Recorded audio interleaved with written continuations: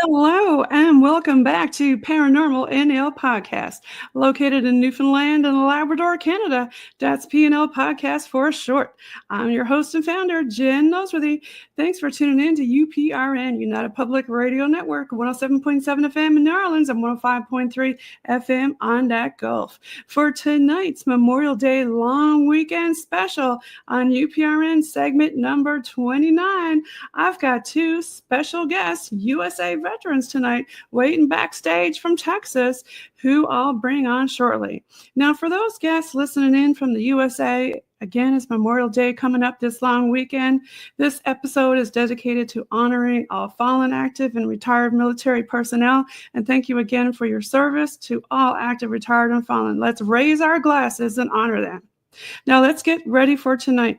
ParanormalNL Podcast is sponsored by the BOG team. It's a boots on the ground BOG team doing historical paranormal investigations in Newfoundland and Labrador, Canada. PNL Podcast believes in supporting international paranormal networking and highlighting global paranormal people, places, and things all over the world. Now, you can follow PNL Podcast and the BOG team on their link tree at ParanormalNL Podcast. Let's bring on to the stage our special guest tonight. We've got Brandon Lee and we've got Greg Stephens. Welcome. Good to be back. Yes, thanks for being back on the show, y'all. Yeah. Good to be here. Good to see y'all. I've got on my Texas hat homage for y'all. I used to live in Texas for about 20 odd years. I miss it. But yeah, you guys were on ParanormalNL Podcast Season 2, Episode 142, and our first UPRN segment with PNL, segment number 1. So welcome back. Good to be back. So I have to say congratulations. And thank you for your service to both of you. And congratulations to Brandon on his upcoming being taken off the market, hey? This Friday, he's done for. He's done for. So do you guys wear your special dress uniform for your wedding? So we're doing just a formal JOP, Justice of the Peace wedding this Friday. Our goal is to get married hopefully this Halloween. Okay. Kind of like a masquerade Victorian something. Gotcha. Yeah, my brother used to be in the Navy with Canada, and they had all their swords and regalia and all that stuff with his wedding. But tell the listeners who haven't heard segment 1 all about you guys. You're with RIP, RIP, Research and Investigations of the Paranormal. You want to tell everybody about what you guys do? Absolutely. We are. Go ahead, Brandon, because I'm getting some bad static. Oh, you're good. We started back in 2008. We're faith-based. Before we go in, we pray when we leave. We started off with a paranormal team right around like 2006, and we were with them for about a year and a half, and then we eventually branched off from them and created our own team and been rocking and rolling ever since. Awesome. Love it. So you're mainly based out of Texas, and I've got a picture of Rip and to y'all here. Mm-hmm. Do you want to talk a little bit more about how it all began? Yeah. Well, yeah, I can tell you a little bit real quick. I can hear you right now. So I've been doing this ever since I was a little bitty kid. I used to see things and talk to stuff that nobody else could see and everything else for forever. And I was off and on doing that throughout my life. And then about toward the end of my military career, I really started getting into it to do actual ghost huntings with teams and stuff like that. Before that, I always did everything by myself. And I used to chase Indian spirits along the Brazos River Valley in the middle of the night when I was like 15, 16, 17 years old and stuff like that. And then, but I've always done it, and I've always had this with me my whole life. And then once Brandon about 14, I started bringing Brandon out on investigations and stuff like that. And that's how we started our actually doing our own team deal, having Brandon along and a few other people, and getting away from the team that we started out with, who only wanted to be on TV and become famous. And that's not what I'm about. And Brandon shares that same philosophy with me, even though he would love to be on TV, but he's got the face for it. I don't anyway. So, yeah. And my, I think he's gone in the no man's land there, Brandon. You want to pick up there for him? Yeah, the team that we were with, that was kind of their end game, was trying to get on TV. Us, we were solely in it just because the thrill of the investigation. Like, you never know when you're walking in what you're gonna wind up getting into. It's just the thrill of that, like not knowing what's gonna happen. Right. Yeah. The thrill of the chase, shall we say. But what got you into it, Brandon? Do you want to share what got you into the paranormal? So when the ghost hunting TV show started coming out, and this was right before we started off with the other team, I was always curious, like, do ghosts actually really do exist or not? And one day I was like, Dad, can I go on a ghost hunt with you? He's like, yeah, absolutely. So sure enough, my very first investigation, what got me hooked was a personal experience that I had. We were all down in the obituary mortuary area doing a spirit box session, and everybody's out in front of me. I'm kind of like in the corner by myself, and I have everybody in my sights. There's nobody around me, nothing. And the next thing I feel is 1, 2, 3, and my head gets pulled. Oh. Immediately, there's nobody there. I felt immediately cold, and I'm like, okay, I think spirits do exist. Yeah, I think until somebody actually, if you're a skeptic and you want to go have an experience because you want to know, like you said, is it real? Are they out there? And it seems like it's really hard to believe it until you actually have your own physical experience. And that's what I tell everybody, is you're never going to really believe in it until you experience it. That's what I tell everybody that comes to our tables or come to our investigations, whether it be haunted haunts and legends that we do twice a year for Jefferson, Texas, and the one time a year in Granbury when we do spooky spectacle, stuff like that. I tell them every time, you'll never believe in it until you experience it. And I just love it when I have a skeptic who's that's a part of the investigation themselves, and their mouths just drop. Right. Is there certain investigations that stick out in your mind that you've done? Oh yes, the old Lavaca County Jail in Hallettsville, Texas, by far the craziest experience I ever saw. We were down in the jail cell area, on the downstairs floor. Right. Dad made a joke because one of the spirits, I believe his name was Greg as well, had hung himself in the jail cell. And he made a joke like, "Hey, Greg, you hanging in there?" Oh, gosh. I found that's interesting that spirits can have a bit of comedy with them, especially in some of the EVPs and stuff that you catch. Absolutely. Sorry. If you hear friendly growls or barks, I have a dog. Just saying. Okay. No, it's all right. You can bring your dog on the show. We've had lots of pets on the show. Oh, speaking of the devil, here she comes. Okay. But there she is. Yep. Does she ever let you know about different spirits maybe you've brought home from attachments or something going on in your house? Or do you ever bring her with you? I bring her with me, but she stays in the hotel. Okay. But I think she knows when there's somebody around, because I'll get the feeling that I'm kind of being watched, or whatever's attached to me, because I do have something that's attached to me. Tell me about that. Like, what happened with that, Greg? I think what happened was when I was 16, I had such a really bad experience where I thought I was Zach Bagans, and I would go around and provoke spirits. Oh no, that's like the worst thing you could do, right? But you know what? I'm 16. I'm in high school. I don't care. Let the ghost come out at me. What's the famous? Right? Yeah, you thought you were kind of invincible at that age. Oh, was I wrong? Let me tell you. I said, how about you stop messing with these kids? How about you come and mess with me? So that's an inviting word. That's an invitation for a spirit. Oh, no. Of course, I had to do it to a low-level demon. That demon? Yep. And when I was 14, but it kind of hung around the house for a couple of years. But one night, or one time, there's about 3 months of my life I don't remember. And one night I just remember not being able to move, like sleep paralysis. Mice, it sounded like mice were on the walls scratching. I thought I heard Latin.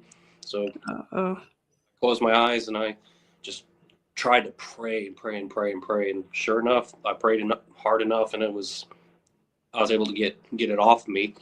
And I went and slept in my parents' room at 16 years old. Who does that, right? Wow. What I think is attached to me isn't necessarily that same spirit, but probably someone of my family members, or maybe even just my guardian angel. But without fail, every place that I have lived in since I've had that experience, I'll see movement in my peripheral vision, or I'll hear voices. I'll feel like I heard my name being called and stuff like that.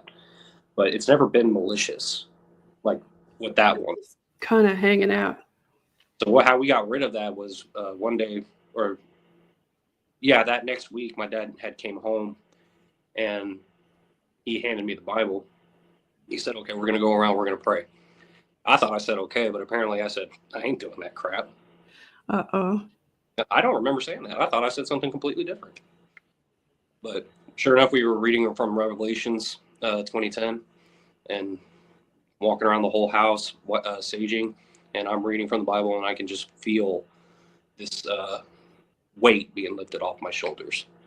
And prayer does help, no matter what people say. Some people think, oh, that's just a load of malarkey or whatever. But no, it does. I mean, that's a prime example right there. Like, how did you feel after you used it for protection? Oh, I always said that I always have the God in my heart. That's my armor. I don't need like cross or St. Michael's necklaces and whatnot. They help.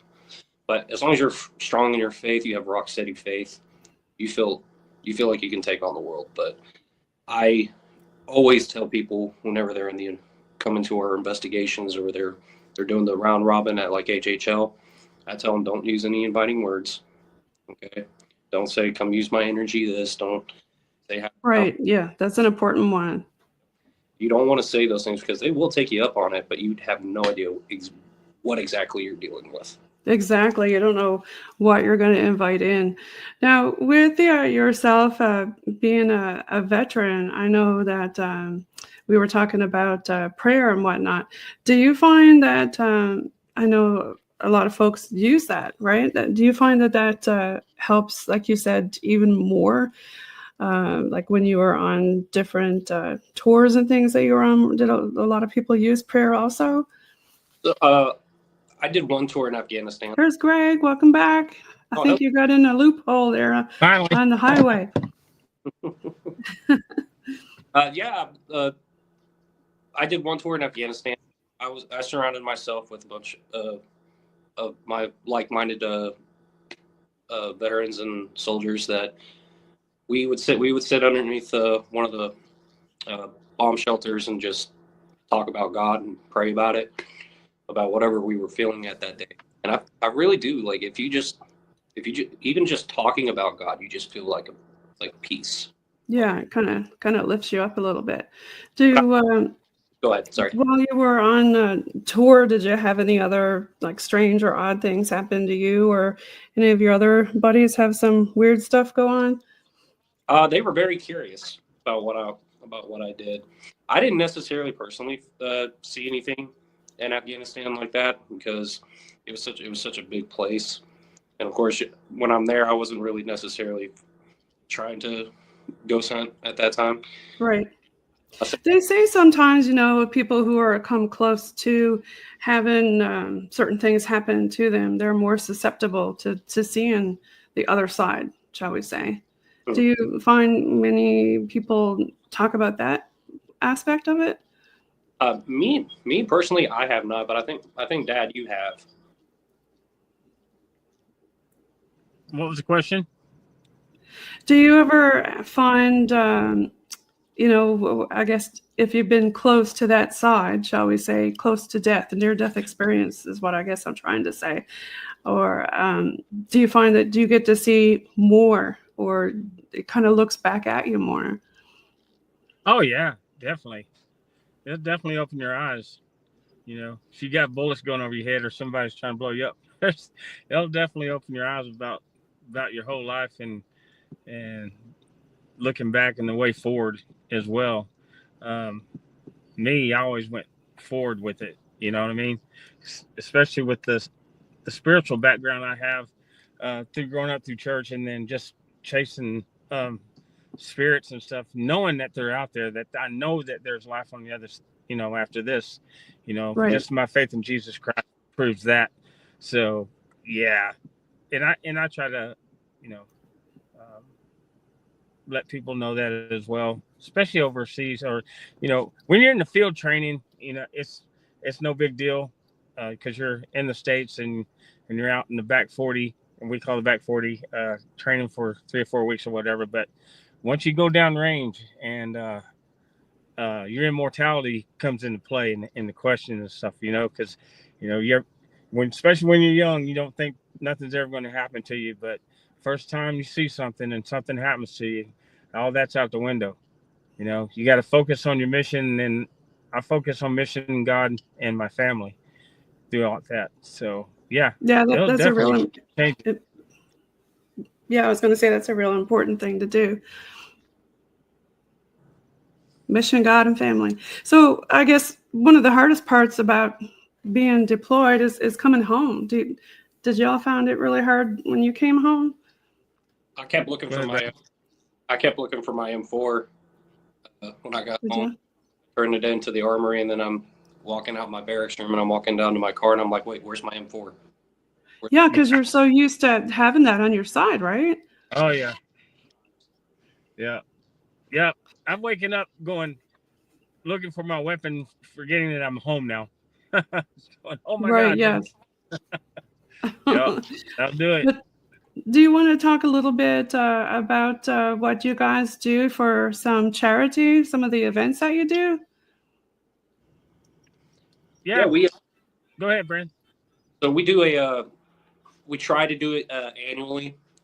Unfortunately, we weren't able to do it last year, and I think we're going to try really hard to do it this year.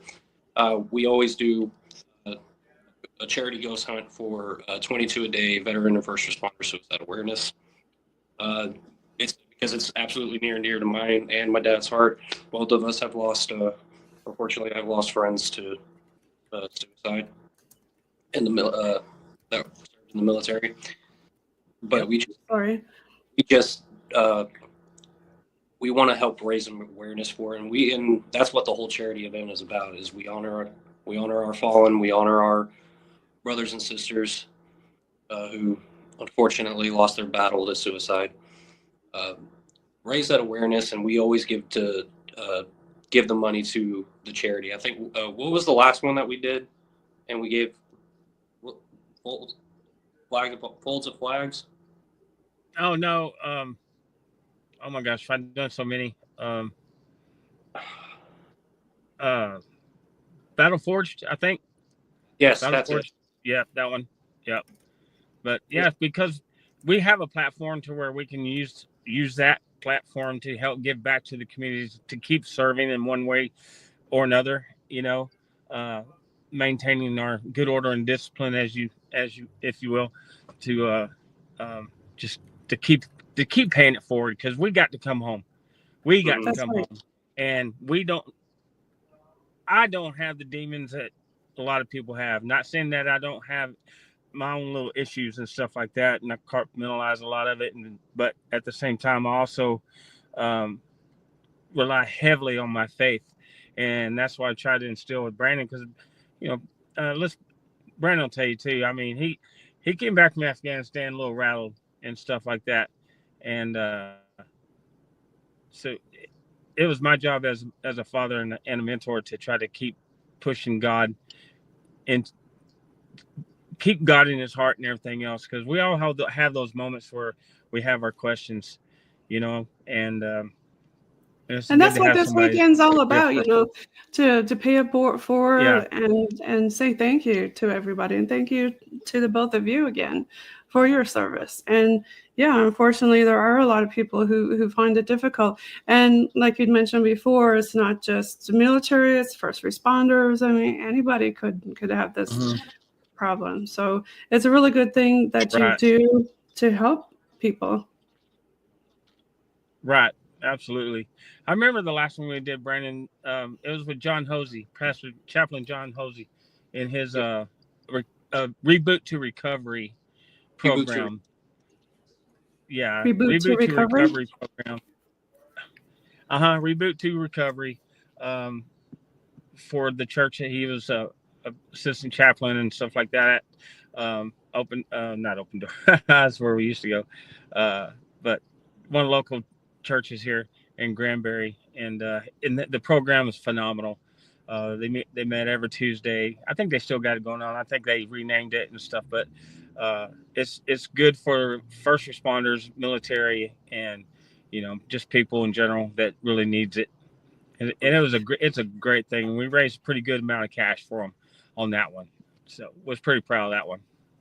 Yeah, I mean, thank you so much again for what you do for that. Yeah, and Amazing. Chaplain Hosey, the guy that runs it, is a good friend of mine. He was also 82nd Airborne, right, Brandon? All the way. Jump master. Yeah, he's a jump master. He got wounded twice.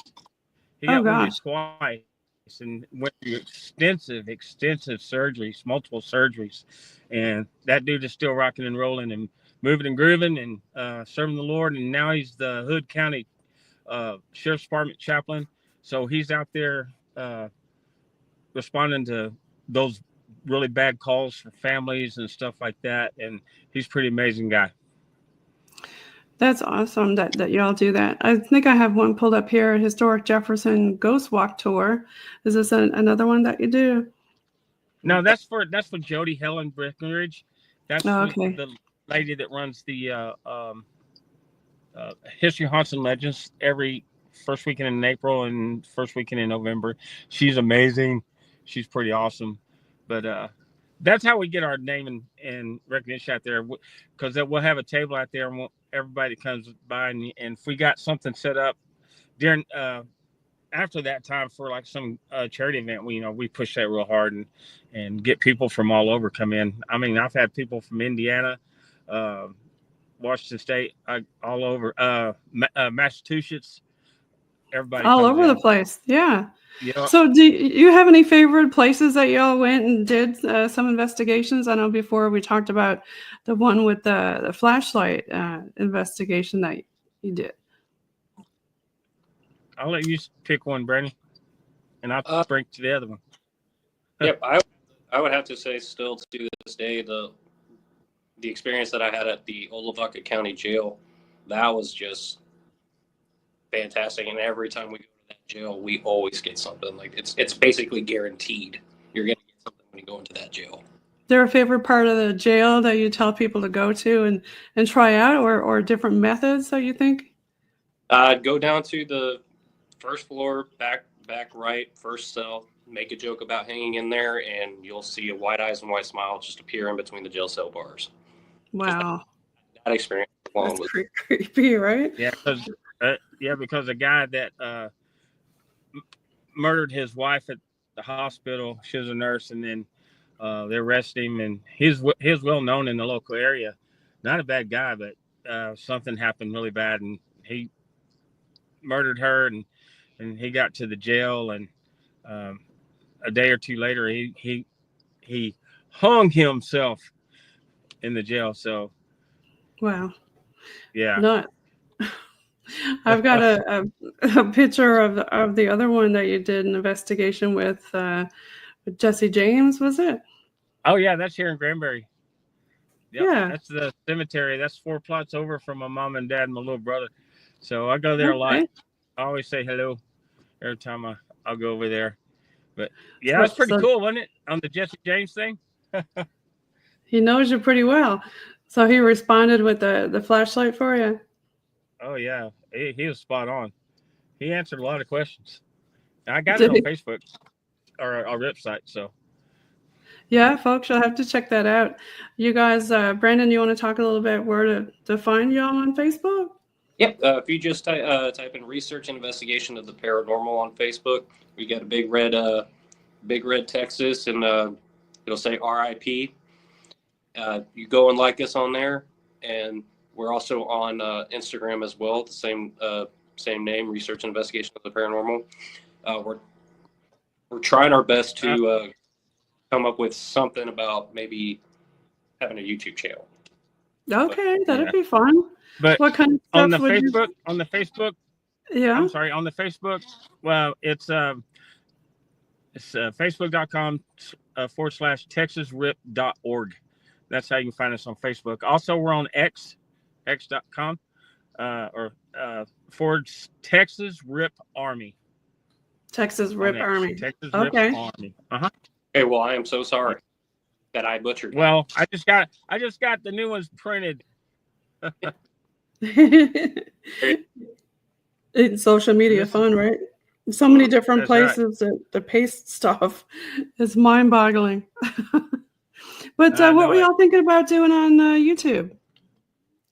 Just coming up with a way to kind of make our own version of us setting up, doing the investigation, and actually revealing the evidence that we capture. Okay.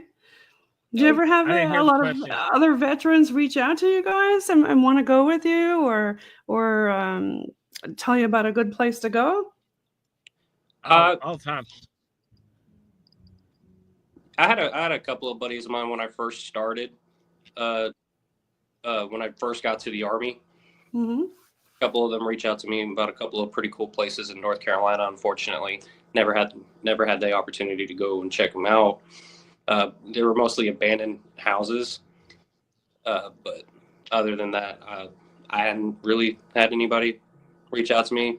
My corrections and security jobs that I've done in the past, I've had a couple of them reach out to me and say, "Hey, you need to go check out the Texas Chainsaw Massacre house. You drive by it every day." Okay, that was going to be my next question. For folks visiting in Texas, where are some good hot spots that you recommend besides the ones you just mentioned? What is it? Motley County Jail in Matador, Texas. That's way up near the Panhandle. You can also go to the USS Lexington down in Corpus Christi. Oh, I love the Blue Ghost, right? Mm-hmm. What were you going to say, Greg? You just had what now? Oh, I think he froze. I think he froze out. No, bad reception. Yeah, there's the USS Lexington. There's Yorktown Hospital, the famous Yorktown Hospital. That one was a good one. Where else? There's a couple of other great ones. Did you go to the Lex? What kind of evidence did you get on that? What's that? Did you go to the Lex together? Yes, we did. They went to it first. The first time they got to the USS Lexington, I was in Afghanistan. Okay. When I got back from the Lexington, or not the Lexington, from the Army, and I was PS, and now I'm in the National Guard. Okay, well, congratulations on that. Thank you. I was actually able to go to the USS Lexington, and that was a pretty cool experience. We had we went into soldier mode. Did you? All right, you Navy guys, let's form up, fall in. And I'm feeling cold breeze just going right past me, and I saw shadows from the corner of my eye, people were running down to fall into formation. Wow. So do you find that here's Greg, he's back again. I think you got lost in the Texas Triangle again there, Greg. Yeah, the connectivity here is bad. We had bad storms roll through here earlier today. So I don't know if that's still affecting it or not. So Brandon was telling us about the Lex and some of the activity y'all got there. Oh yeah, that's so awesome. Did he tell you that they gave us the whole run of the ship? It's just like, yeah, we'll see. Just make sure the bottom gate is locked up when y'all leave. We had the whole ship to ourselves. Oh, that's awesome. I love it. What else did you do Yeah. on the Lex? I don't know what Brandon said. So Talked about that we saw on the footsteps. Like, yeah. Well, they also did they filmed part of Pearl Harbor on the ship. The movie Pearl Harbor. I can't talk. On the ship. Did they really? I didn't know that. Okay. Yeah, they sure did. And toward the back in one section, toward the back end of the ship. I don't know. I'm not a Navy guy. I don't know what they call them. But there was a big scene and stuff right there. So I was over there and I started talking mad smack about Navy people versus Army people and stuff like that. And I bet that pulled it out the ghost. well, we got an EVP that started is laughing at us, going, "This guy." Really? Yeah. I love it. Yeah. And at one other plot, there's two Lexingtons, right? There's two blue ghosts. So the first one was sunk, and then they built this one quick, fast, and in a hurry. I mean, within less than a year, and it was back out there. But it was hit by a kamikaze pilot also, and at one point we got an EVP of a Japanese. Oh wow. Yeah, on there too. So that was trippy. Did y'all ever get on the Big E before they decommissioned her? On the what? The Big E. That's another ship. Oh, I want to get on the battleship Texas. They just refurbished her and got her back on the port. Did they? I want to do that one. I mean, yeah, they just did a whole refurbishing of her, and now she's back and back in business as a museum. Have y'all done any investigations over in Virginia, like over in the harbor, or any hot spots over there? No, but I want to so bad because I'm such a big Civil War buff. Yeah, there's a lot of Civil War stuff there for sure. Absolutely. So it's on the list, that's for sure. Definitely on my bucket list too, to get to Gettysburg and check out Gettysburg. Right. But there's a lot of activity there. You know what they say about, when something happens, it seems like it kind of goes into all the different things around there, the wood and the stone and everything. Oh, yeah, it leaves an impression on it and get a lot of residual and stuff like that. But, but there's also a lot of intelligent stuff around there, too, and I've seen some of that, and that's pretty wild. So, that can be pretty mind-boggling when it's intelligent. Yeah. What kind of intelligent stuff did you get? Out there? Oh, I haven't got to do it, but I've seen it on other people's stuff and everything. So, but there's a statue I got pulled up of your dad there, Brandon. Is that in Texas? Yep, that's General Granberry in Granberry. Okay, tell us a little bit about General Granberry. Do you know much about him? Yeah, General Hiram B. Granberry was originally out of Waco, and he was part of Hood's Texans, the Hood's Cavalry Brigade, and he was killed in action in the Battle of Franklin, Tennessee, in 1863. But he was only 30-something years old, and he was a general, but I think he was a lawyer or something like that. But do you ever get any hits from him, like EVPs or anything like that? You know what? It's kind of weird. Go ahead, Brandon. I thought you said something. Oh, I didn't say anything. I haven't really got any. I got some K2 activity and stuff like that, but I haven't got any audio responses or anything like that yet, but I'm still trying. You never know. He might show up if you keep talking about him. Absolutely. Now, his wife, they got his wife's grave and grave marker next to him, but his wife's not there. Oh. She actually passed away in Alabama somewhere, and they don't know where they buried her. Okay. Interesting. And it says it on there. But yeah.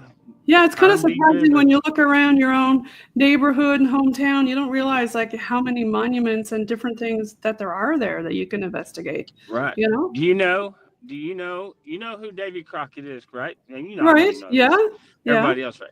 Well, his family moved here to Granbury Oh, after the state of Texas granted Davy Crockett's wife. All of a sudden, I lost her name. but he Anyway, granted her wife something? a lot of property and money and stuff like that after he was killed, and we become a little country and then become a state. But and they all settled here in Granbury. Elizabeth Crockett, that's Elizabeth Crockett, and she's buried right down probably about 15 miles from here in Acton, which is still Granbury, but it's called Acton. And Okay. she has a huge monument right there, and it Does she? used to be designated as the smallest state park in the state of Texas. And but where Jesse James is at and where my parents are at, which is just right down the block from where I'm at right now, Right. is Davy Crockett's rest of his family, his grandson Ashley Crockett. Oh, And I'm actually sitting right in front of his house he had back in the day. So that's kind of spooky, right? Yeah, that is his house, Ashley Wow. Crockett's house. There it is. Wow. Yeah. That's cool. So, right. But his whole family there, and it's a really big plot area. And it's just right across catty corner, but across the little road there from General Granbury. Okay. So have you ever, either one of you, been down to San Antonio and investigated down there at the Alamo or anything? Oh, they won't let you do any of that. You got to do that stuff outside. So, yeah. Because you can still see the bullet holes and everything, right? Oh, yeah. Oh, yeah. Yeah. Yeah. They watch you very, very closely when you're inside. Be interesting what would happen if you stuck like an EMF up next to it. Like, is there, you know how we were talking about it kind of soaks up different materials, soak it up, right? That's exactly right. That's my plan next time I go to San Antonio, hopefully here in a few months, is to take a couple of our things that we can just do right there on the outside and use a spirit box or something to see if we can catch anything. Right. Oh, there goes Greg again. He's in the triangle, the Texas Triangle. So, Brandon, do you have any bucket lists that you haven't investigated yet, like around Texas or different places that you want to go? Nothing in Texas yet that I can see. But I mean, I learn a new building or a new historical landmark every time I do a paranormal event.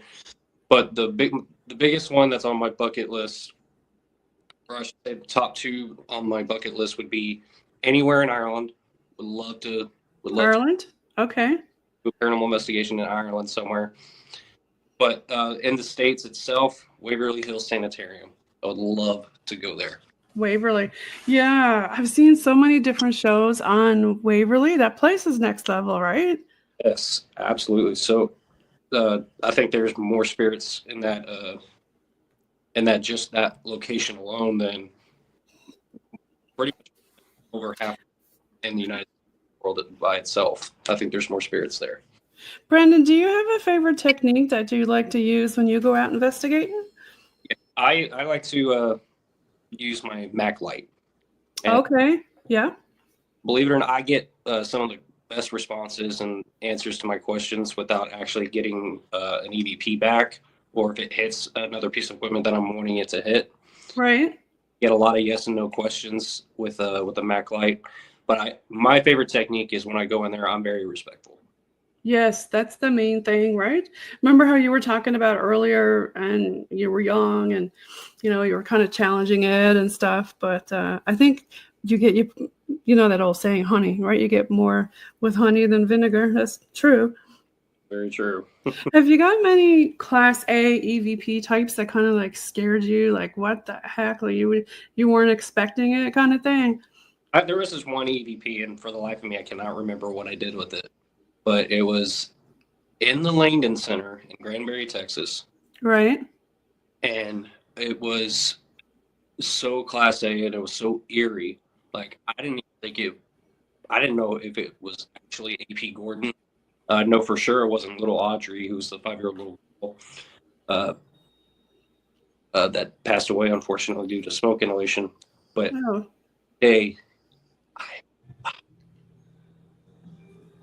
So you got a pretty good EVP from that. Have you ever used any other like old school techniques like the dowsing rods or anything like that? We have a.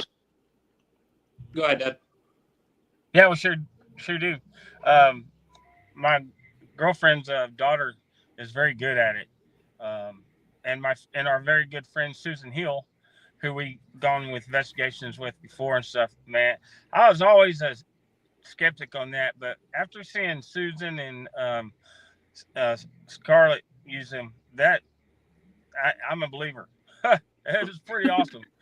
Yeah, I was the first too until I started using them. And some of it gets pretty wild. Like, do you ever have any special trigger objects that you use, like any military stuff that you pull from that you've tried to use that the ghosts have responded to?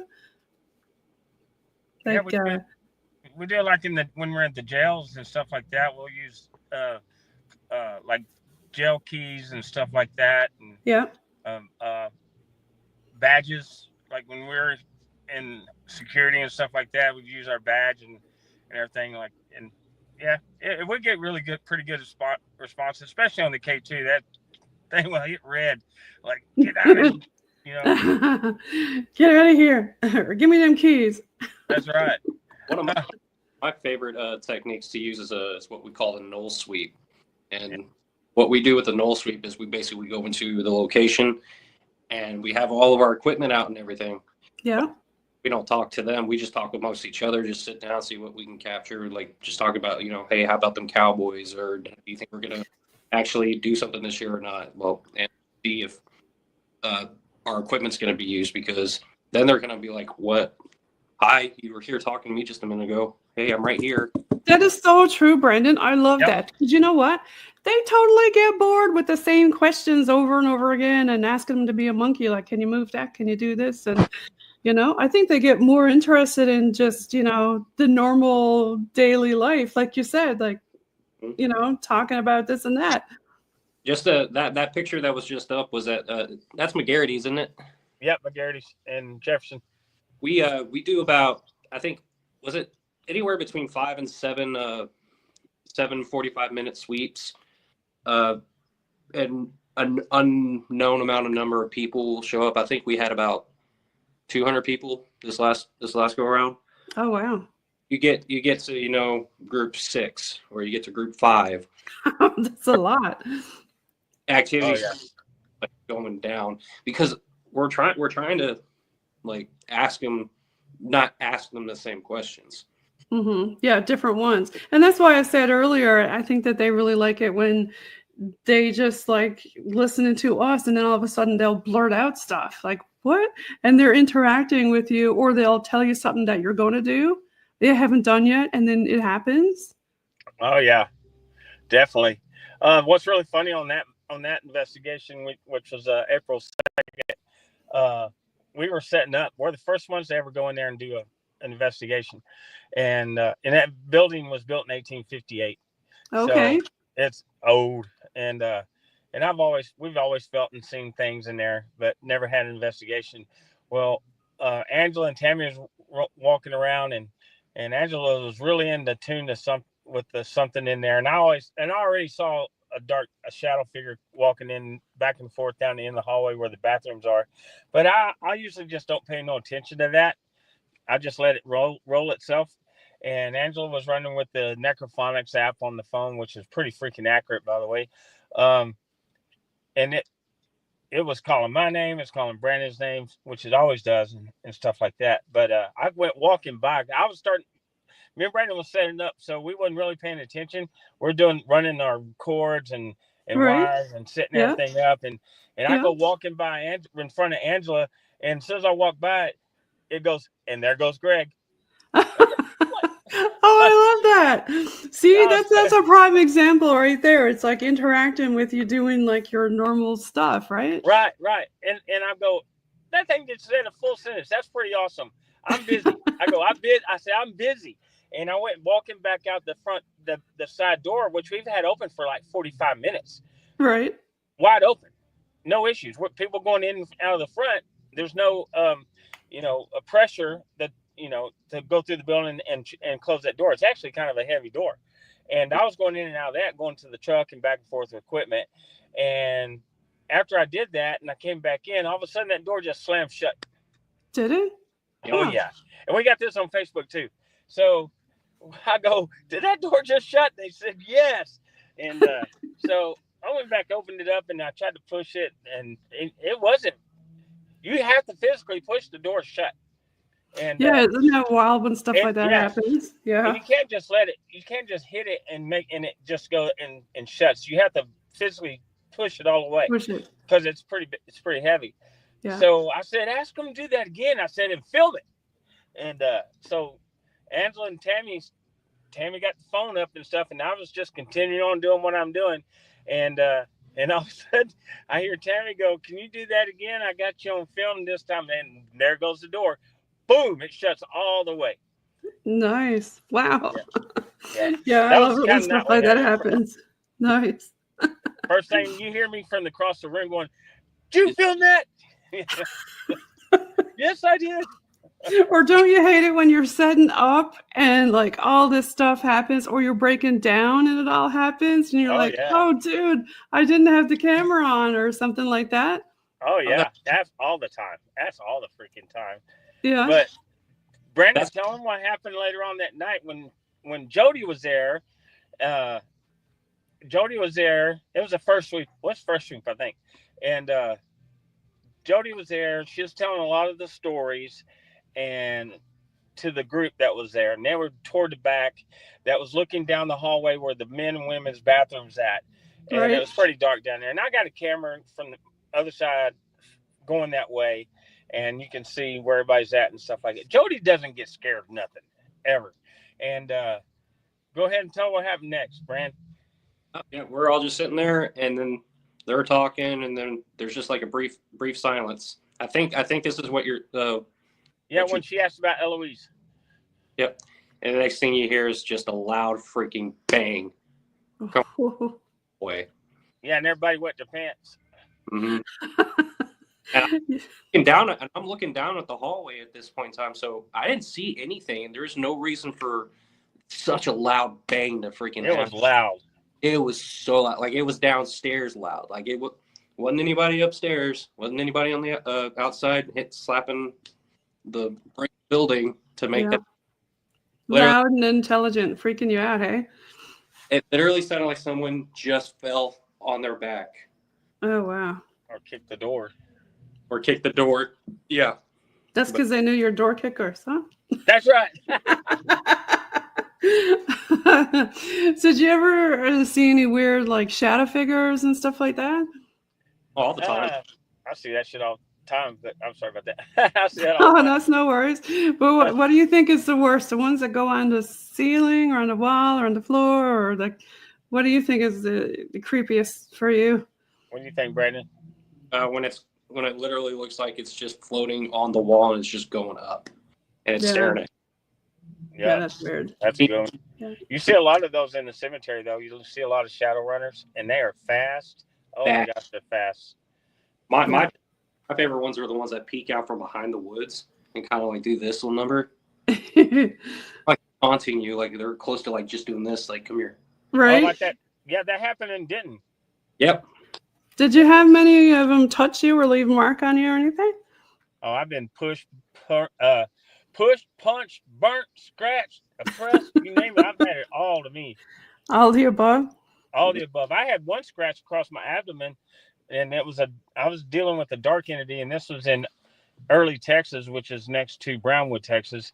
And it was a family that was going through a lot of stuff, pictures and crosses being flipped upside down and stuff like that. And it was pretty.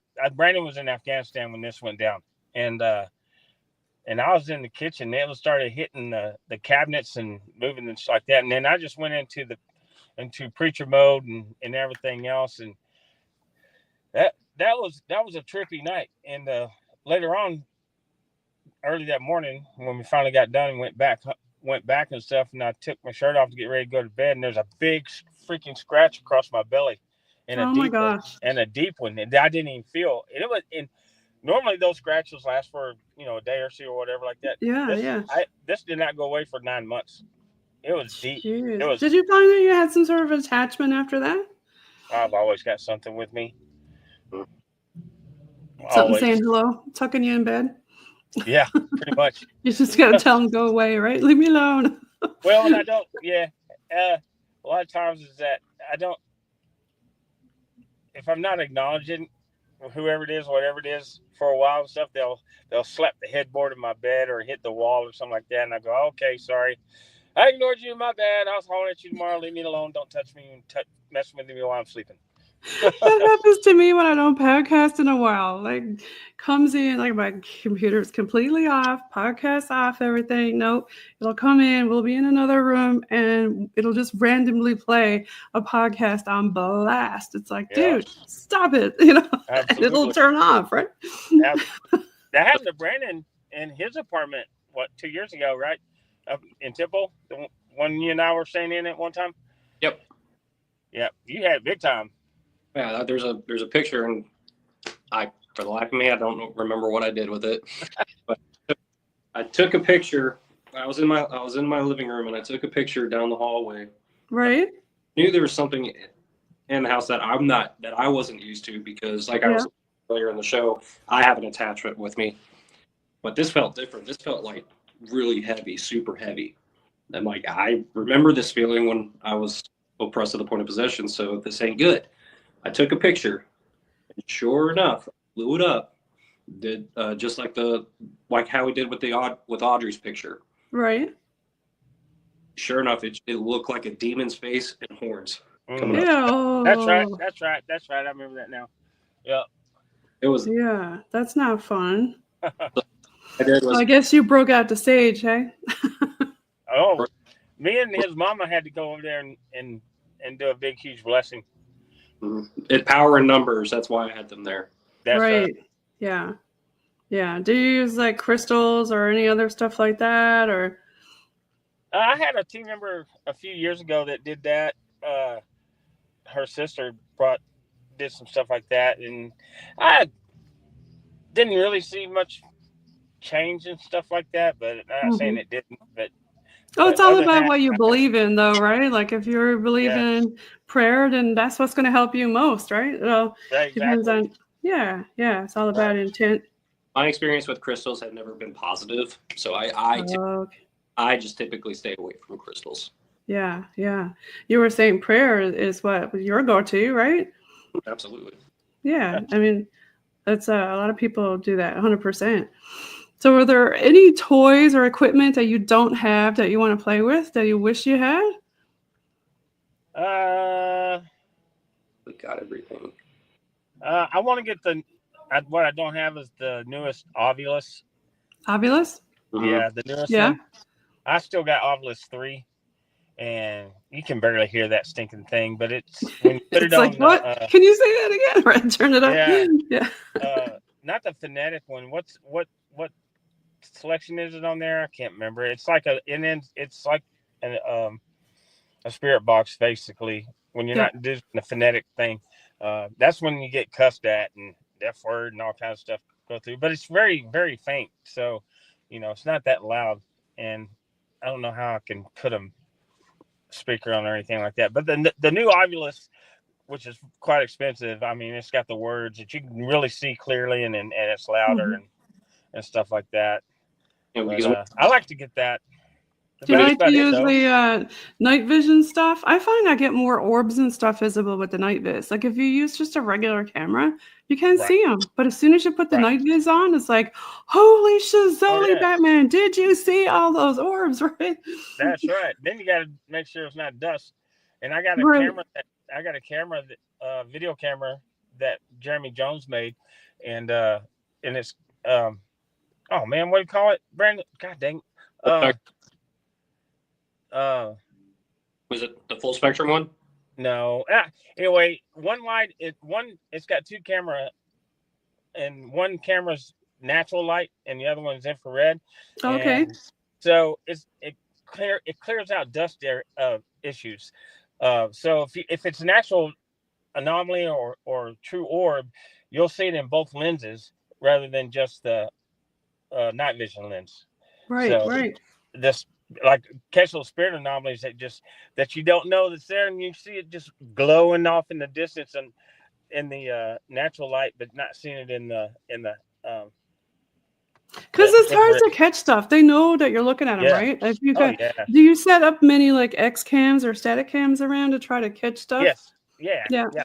I got standalone cameras that we've been using that I haven't used in a while, but I'm gone back to it, and we've been having a lot of fun with it again. So because we've been doing so many charity hunts and stuff like that, and special events that I wasn't using the cameras because it's such a pain in the butt when you got multiple locations and everything. But since we kind of calmed down on the other stuff, then going back to regular investigations and stuff, we brought it back out and having a good time with it.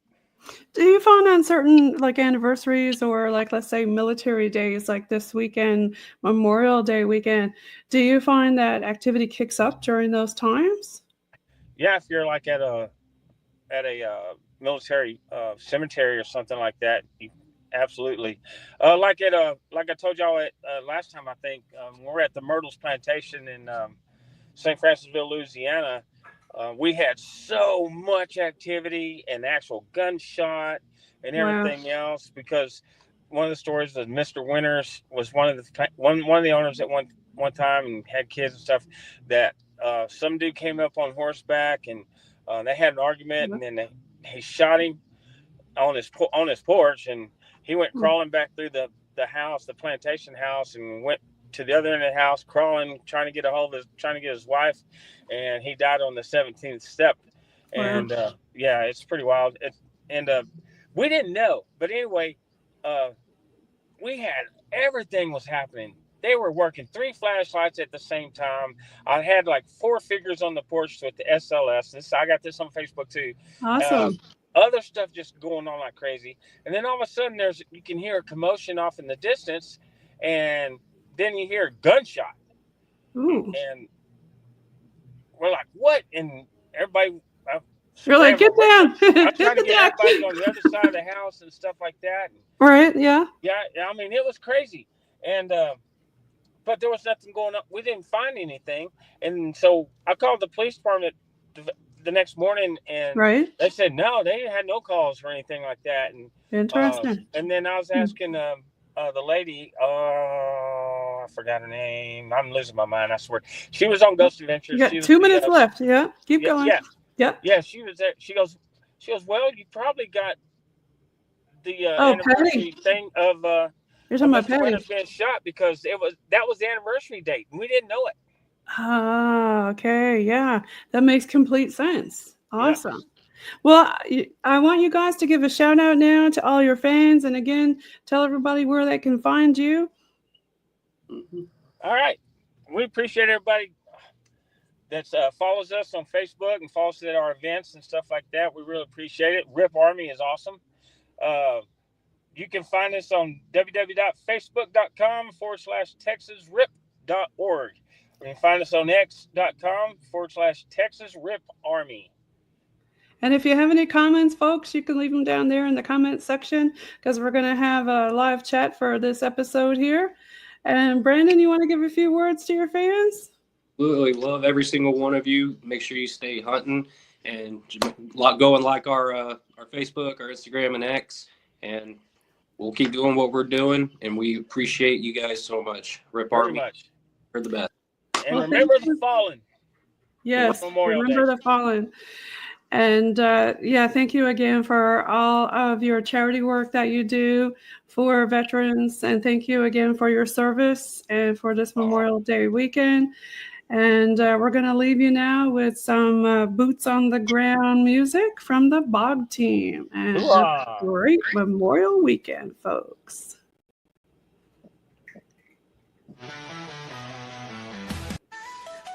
Here we go. Here's some Bog Team music for you.